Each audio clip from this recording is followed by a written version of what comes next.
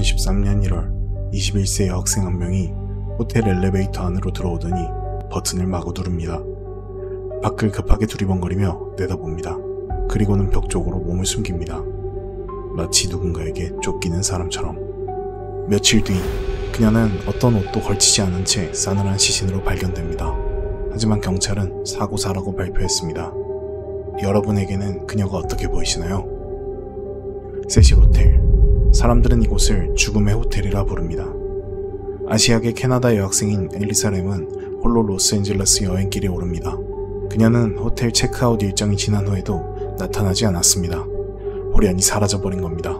곧 투숙객들이 수압이 약하고 물맛이 이상하다며 클레임을 걸었습니다. 얼마 지나지 않아 경찰은 호텔 옥상 물탱크 안에서 옷을 입지 않은 그녀의 시신을 발견합니다. 9kg에 달하는 뚜껑이 닫혀 있었고 일반 투숙객이 정상적인 통로로는 접근할 수 없는 곳에 있었습니다. 그녀는 무엇을 본 걸까요? 그리고 왜 그곳으로 도망쳐갔을까요?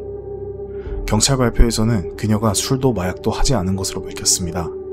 엘리사는 양극성 장애를 앓고 있었고 정신적으로 매우 불안정했다는 말도 덧붙였습니다.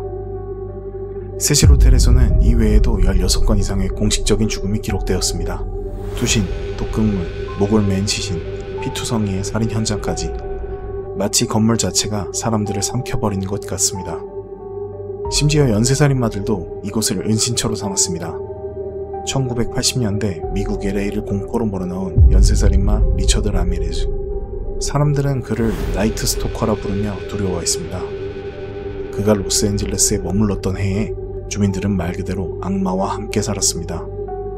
라미레즈는 훔친 차를 타고 LA 시내를 돌아다니며 공격 대상을 골랐습니다. 가정집에 침입하여 남편을 쏴 죽이고 아내를 강간했습니다. 그는 80대 노인을 범하기도 했으며 자녀들이 보는 앞에서 어머니를 고문했습니다. 그리고 자신에게 덤벼드는 이에게는 무차별적인 난도질을 가했습니다. 범행 현장에는 벽에 사탄의 오망성을 그려놓기도 했으며 피해자 시체에 직접 그려넣기도 했습니다. 1985년 그는 한 남녀를 습격하여 남자의 머리에 총을 3발 발사하고 여자를 강간한 후 금품을 빼앗았습니다. 그들의 차를 빼앗아 타고 다니던 라미레즈는 경찰이 수사망을 좁혀오자 차량을 버렸습니다. 차에서는 라미레즈의 지문이 발견되었고 TV에 라미레즈의 얼굴이 발표되었습니다. 라미레즈는 얼굴을 가리지도 않고 자연스럽게 버스에 타는 등 대담하게 행동했습니다.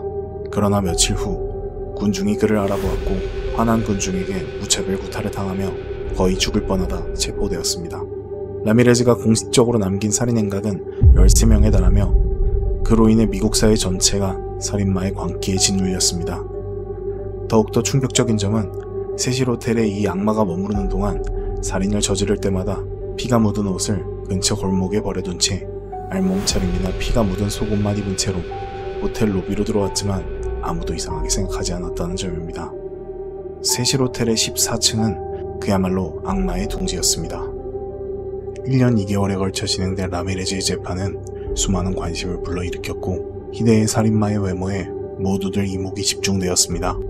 호감형 얼굴을 가졌던 그에게 관심을 가진 이들이 수없이 몰려들었고 라미레즈는 즐거워하며 이목을 끌기 위해 선글라스를 착용하고 재판장에 나타나기도 했습니다. 어느 날 배심원 중 한 명이었던 여성이 재판날 당일에 나타나지 않아 재판이 연기되었고 자택에서 시체로 발견되었습니다. 배심원들은 정말로 그가 사탄에게 사랑받고 있다며 극도의 공포에 떨었습니다. 그러나 캘리포니아 주 정부는 그에게 단호하게 사형을 판결했고 암으로 죽을 때까지 그는 감옥에서 벗어날 수 없었습니다. 그로부터 10년 뒤 세실 호텔은 또 다른 살인마를 품었습니다. 1974년 오스트리아의 한 남자가 독일 여성을 브래지어 끈으로 목 졸라 살해했습니다. 그는 얼마 되지 않아 붙잡히고 종신형을 선고받았지만 감옥에서 글을 배우고 시, 소설과 자서전 등을 집필하며 교화의 아이콘으로 떠올랐습니다.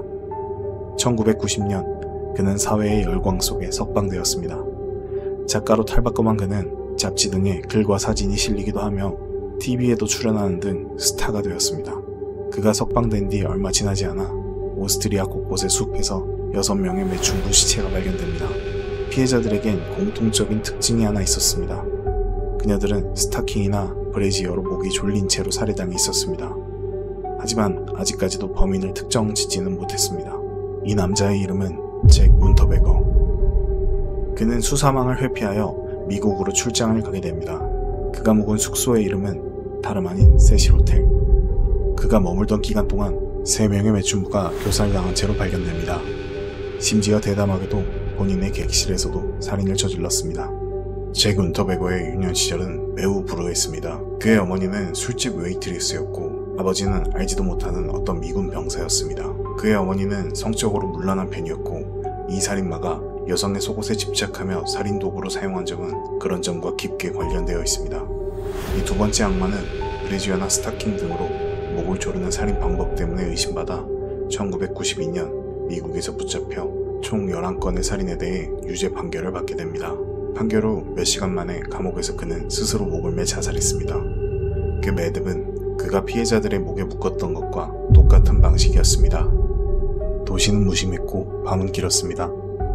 호텔 문이 열리고 누군가는 다시 나오지 못했습니다.